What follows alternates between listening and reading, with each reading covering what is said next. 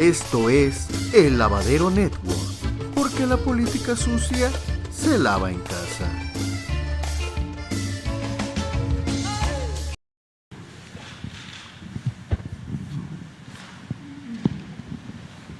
Gracias. Soy Maya Abreu de Bloomberg News. La secretaria de Relaciones Exteriores dijo ayer que la decisión de la Corte Suprema de Estados Unidos sobre el programa Quédate en México no tiene una implicación directa en la gestión migratoria del Gobierno de México. Desde que fue implementado ese programa, causó más de 70,000 personas migrantes y solicitantes de asilo que se esperaran en México, muchos para su caso en Estados Unidos. Aparte de eso, el gobierno estadounidense tiene también su política de expulsión durante la pandemia, que ha causado más de 800,000 personas ser expulsados desde solo octubre, muchos de ellos a México.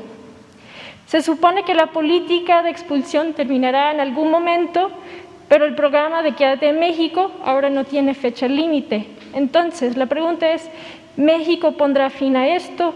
¿Puede decir a Estados Unidos, no solo en estados particularmente peligrosos, sino a lo largo de la frontera, no vamos a aceptar miles de personas migrantes, o no hay una fecha límite? Pues te respondo con lo que informó ayer la Secretaría de Relaciones Exteriores. Suscribo lo mismo. Esa es mi opinión. Lo que dio a conocer la Secretaría de Relaciones Exteriores sobre este asunto. Nada más.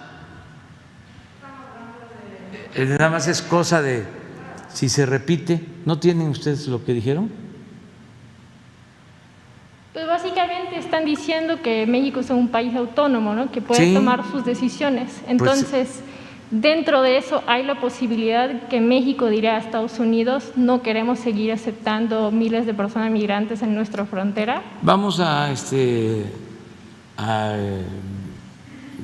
ver qué definió la Secretaría de Relaciones. Y siempre vamos nosotros a procurar tener una muy buena relación con el gobierno de Estados Unidos.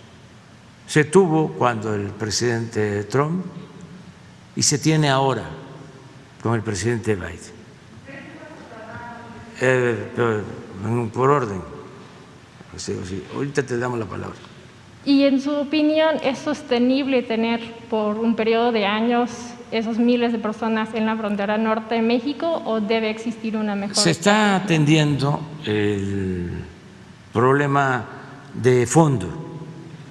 Se está buscando que se invierta para que haya desarrollo, que haya empleos, bienestar en los países de Centroamérica, que la gente no se vea obligada a emigrar, porque nadie sale de su casa, abandona a su familia por gusto, lo hacen por necesidad. Le ha ido mal, lamentablemente, a Centroamérica. Llovió sobre mojado. Además de la pobreza, se padeció de inundaciones. Ya hay una situación difícil en Guatemala, en Honduras, en El Salvador. Entonces, no se puede resolver un problema social solo con medidas coercitivas.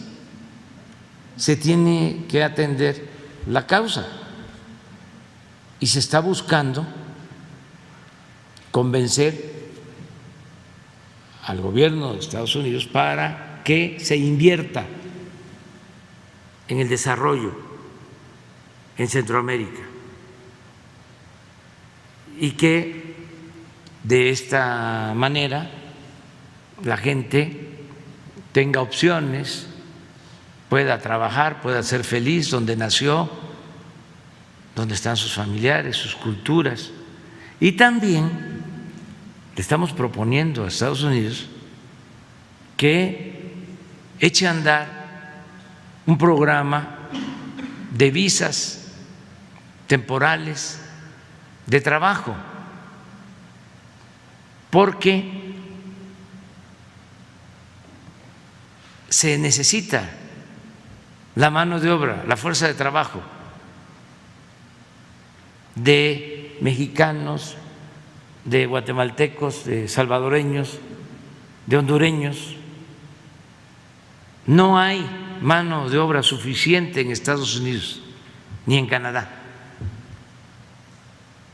Entonces es necesario, es lo que estamos proponiendo, que se haga un buen análisis, un diagnóstico de cuánta fuerza de trabajo se requiere en Estados Unidos y en Canadá para crecer.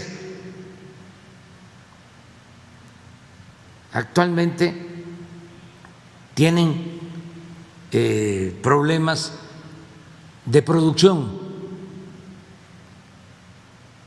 Si usted vive en Estados Unidos y compra un refrigerador, se lo van a entregar, si le va bien, en 3 meses,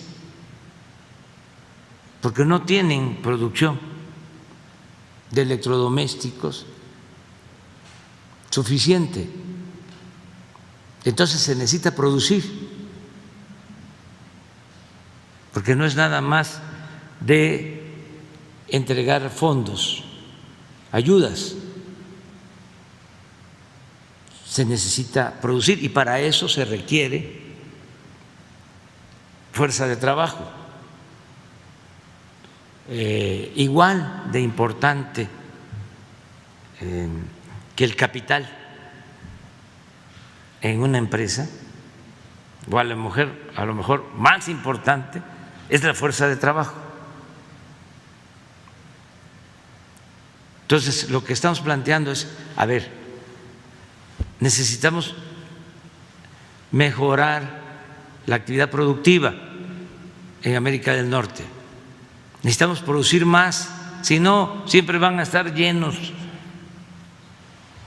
los puertos del Pacífico con mercancías de Asia. ¿Por qué comprar las mercancías en Asia si se pueden producir en América del Norte y en toda América? Sí, llevamos a cabo una política en donde no rechazamos a migrantes a diestra y siniestra,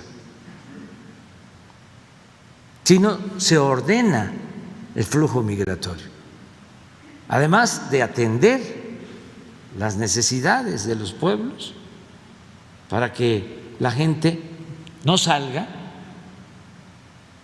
y tenga opciones, tenga alternativas. Además de eso, también incrementar el número de visas temporales de trabajo y, ¿por qué no?, durante un tiempo recibiendo esas visas o cumpliendo con ir a trabajar a Estados Unidos, ya poder lograr la residencia. Eso es lo que estamos planteando, porque si no, pues solo vamos a estar optando por retener o por medidas de ese tipo. Nosotros nos hemos propuesto ayudar al gobierno de Estados Unidos, lo vamos a seguir haciendo en el tema migratorio.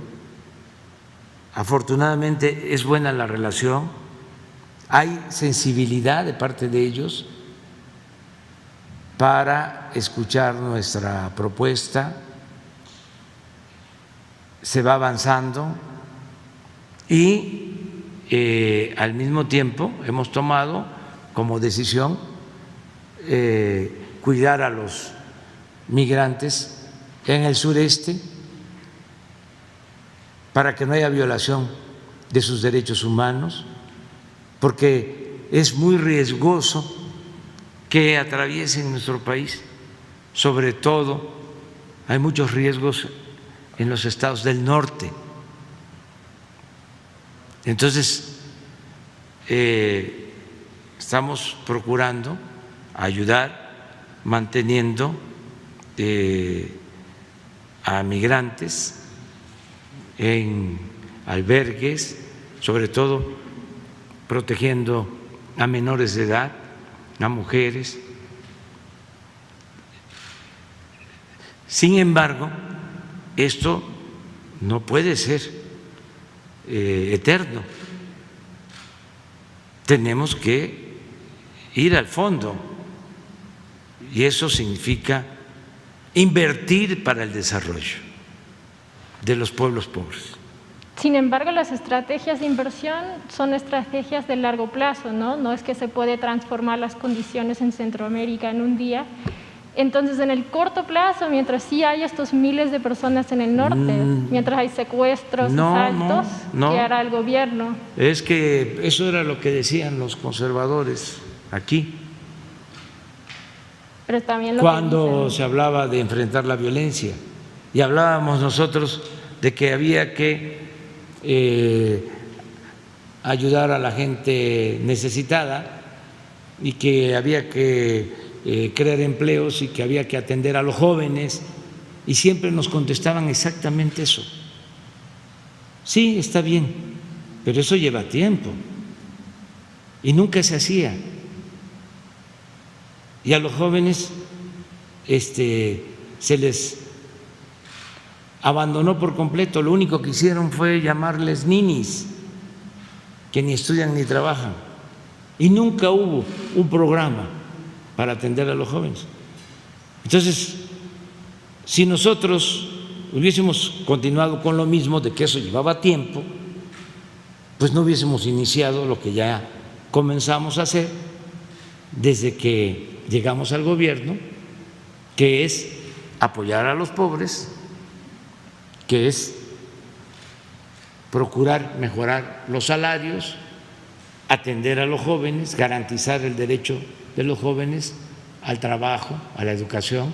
Ya lo iniciamos y ya empieza a tener fruto. Eso que iniciamos hace 2 años y medio ya empieza a dar resultados, porque le hemos dado trabajo a 1.800.000 jóvenes.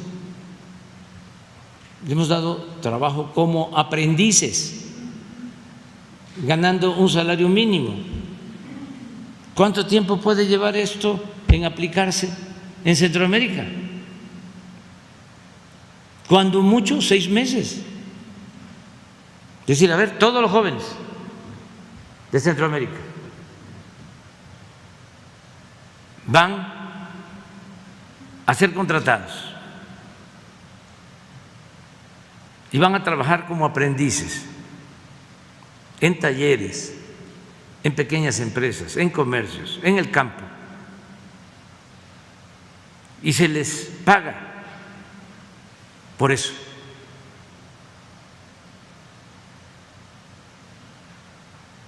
Esto va a tener un efecto. El joven va a tener una opción, va a tener una alternativa. El salario mínimo en Guatemala, en El Salvador, en Honduras, me da hasta pena decirlo, es mejor que el salario mínimo en México.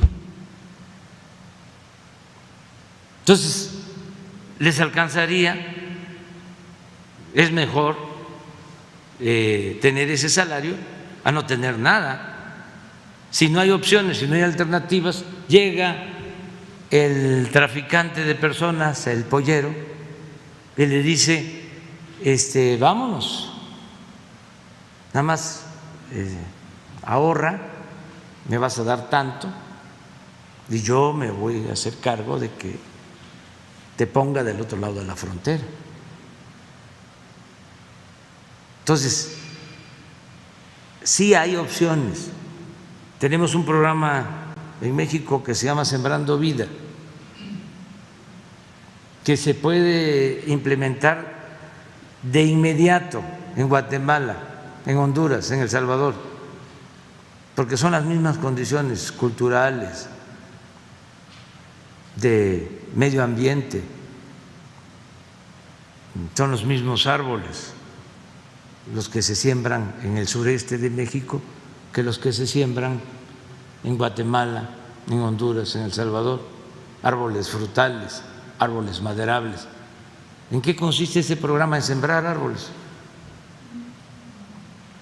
Y nosotros estamos sembrando 1 millón de hectáreas de árboles frutales, maderables, y se le da trabajo a 420,000 sembradores que se les ayuda con un jornal para que cultiven sus propias parcelas. Esto además ayuda en el propósito de enfrentar el problema del cambio climático, porque eso no puede ser nada más discurso, demagogia. Tiene que llevarse a la práctica, tienen que llevarse a cabo acciones con ese propósito de enfrentar el problema del cambio climático. Entonces, sí hay alternativas y nosotros estamos hablando con el gobierno de Estados Unidos y es muy buena la relación, independientemente de estas resoluciones judiciales, porque esto no es un asunto nada más jurídico, legal, es un asunto social, humano, moral. Entonces, no sé si tienen el comunicado. Eso es lo que yo sostengo, porque también quisieran, por las diferencias que hay en Estados Unidos y también nuestros adversarios, que nosotros nos peleáramos o entráramos a polémicas que no nos conducen a nada. Tenemos muy buena relación, tanto con republicanos como con demócratas.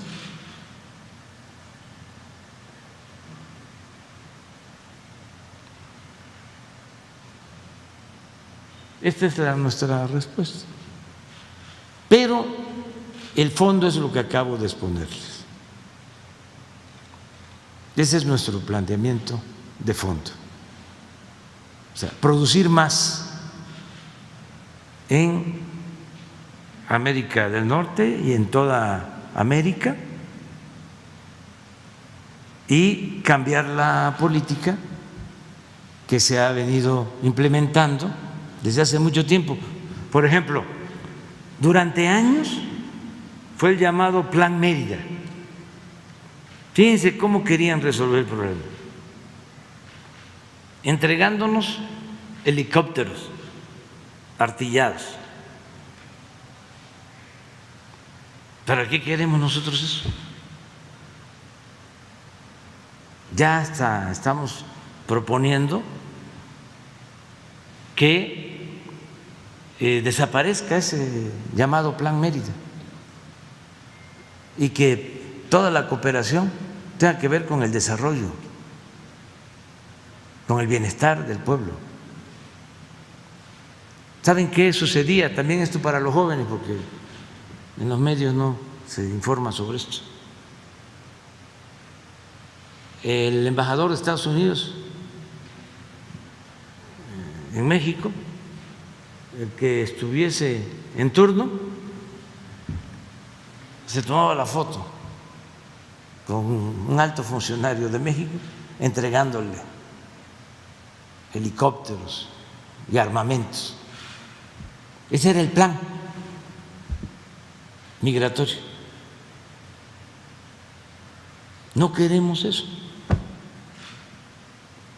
y afortunadamente hay sensibilidad, nos han escuchado. He hablado con el presidente Biden sobre este tema, con la vicepresidenta Kamala Harris, que es también muy sensible y que ha ayudado bastante en mejorar las relaciones para atender el fenómeno migratorio. Acaba de estar el asesor principal de seguridad del presidente Biden, el señor Sullivan, y hablamos como 3 horas del tema. Y vamos bien, buscando el acuerdo.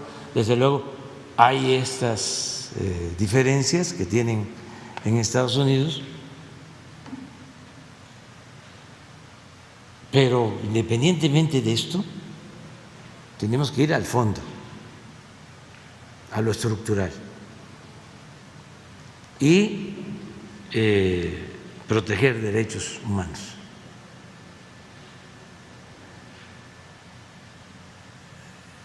Voy a aprovechar para decirles que ya este fin de semana aparece